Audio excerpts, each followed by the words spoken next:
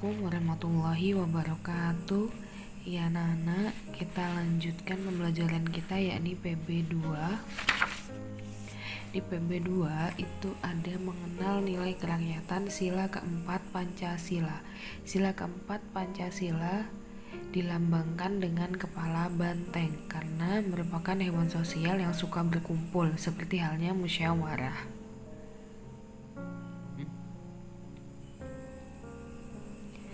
Sikap yang sesuai dengan sila keempat yakni musyawarah mufakat, menghargai pendapat orang lain, menghargai perbedaan pendapat, tidak memaksakan pendapat pribadi kepada orang lain, dan mengutamakan kepentingan bersama, serta mau menerima hasil keputusan. Tidak mementingkan diri sendiri.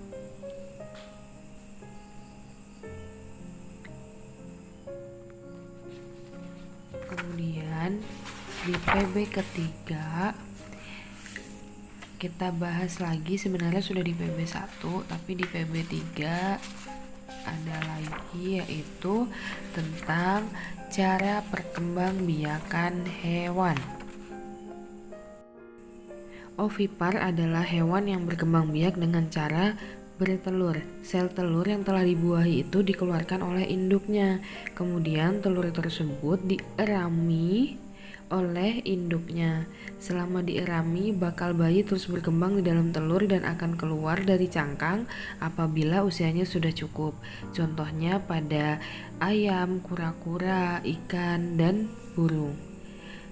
Nah, vivipar adalah hewan yang berkembang biak dengan cara melahirkan, yaitu bakal bayi tumbuh di dalam tubuh induk sehingga berusia cukup untuk dilahirkan. Sama seperti manusia ya, dengan cara melahirkan. Contohnya kalau pada hewan yaitu kucing, sapi, dan di laut ada lumba-lumba. Kemudian ovovivipar adalah berkembang biak dengan cara bertelur sekaligus melahirkan. Jadi dengan bertelur dan melahirkan, biasanya terdapat pada hewan melata seperti ular, kadal, dan platypus. Hewan yang berkembang biak dengan ovovivipar memiliki ciri khas, yaitu embrio berkembang dan tumbuh di dalam telur yang berada di dalam tubuh induknya. Nah, ketika embrio telah menjadi individu baru atau anak, telur kemudian menetas dan anak hewan tersebut keluar seolah-olah seperti melahirkan. Di halaman 117 buku tematik kalian ada contoh diagram Venn yang disuruh mengisikan persamaan dan perbedaan cara perkembangbiakan hewan. Cara mengisi di diagram Venn adalah seperti ini ya. Kita buatkan gambar lingkaran, kemudian lingkaran yang menyatu di bagian tengah menandakan persamaan. Nah, yang di ujung-ujung bagian lingkaran yaitu perbedaan. Jadi perbedaan ovovivipar, ovipar, dan vivipar. Tujuan diagram Venn ini untuk memudahkan kita memahami materi. Nah, di sini dituliskan perbedaan ovovivipar, yaitu tidak memiliki kelenjar susu dan tidak menyusui anaknya. Setelah pembuahan terjadilah telur. Makanan diperoleh embrio berasal dari dalam telur, bukan dari tubuh induk.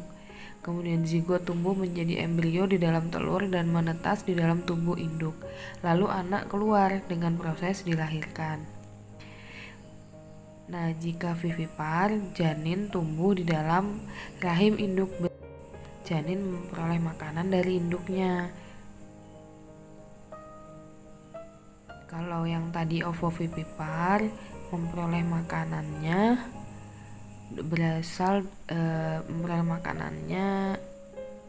berasal dari dalam telur, bukan dari tubuh induk.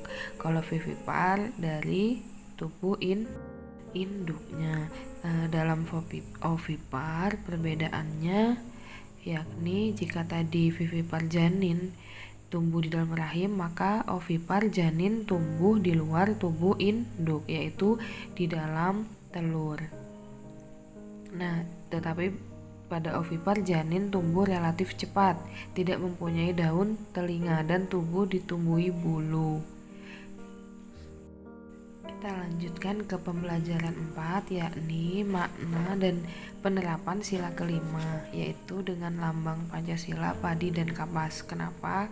Karena padi dan kapas merupakan kebutuhan dasar setiap manusia, yakni pangan dan sandang sebagai syarat utama untuk mencapai kemakmuran. Nah, sikap yang sesuai yakni berbuat baik dan saling membantu, menjaga keseimbangan antara hak dan kewajiban. Jadi tidak boleh berat sebelah, hanya menuntut hak tetapi tidak mau melaksanakan kewajiban. Kemudian menghormati hak-hak orang lain, suka memberi pertolongan, tidak melakukan perbuatan yang merugikan, dan menghukum kepada para pelanggar hukum meskipun kepada seorang pejabat. Bisa dipahami ya? Kemudian sekarang kalian bacalah teks cara pemerahan susu sapi di halaman 121 sampai 124.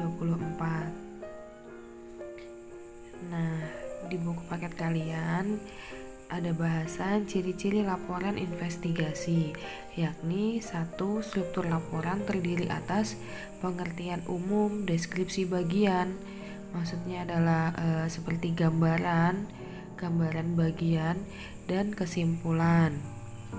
2. Membuat informasi berdasarkan fakta. Dan ketiga, fakta ditulis berdasar hasil penelitian, investigasi, pengamatan, wawancara yang telah dilakukan. Di PB5 ini kita akan membahas kegiatan ekonomi negara di Asia Tenggara. Di pembelajaran awal sudah dijelaskan di buku tentang keadaan ekonomi di negara-negara ASEAN. Nah, di sini diulas lagi bahwa di negara satu Malaysia, ekonomi Malaysia bergantung pada ekspor bahan mentah, terutama minyak bumi, karet, kelapa sawit, dan kayu. Di bidang pertaniannya menghasilkan padi, sayuran, dan buah-buahan.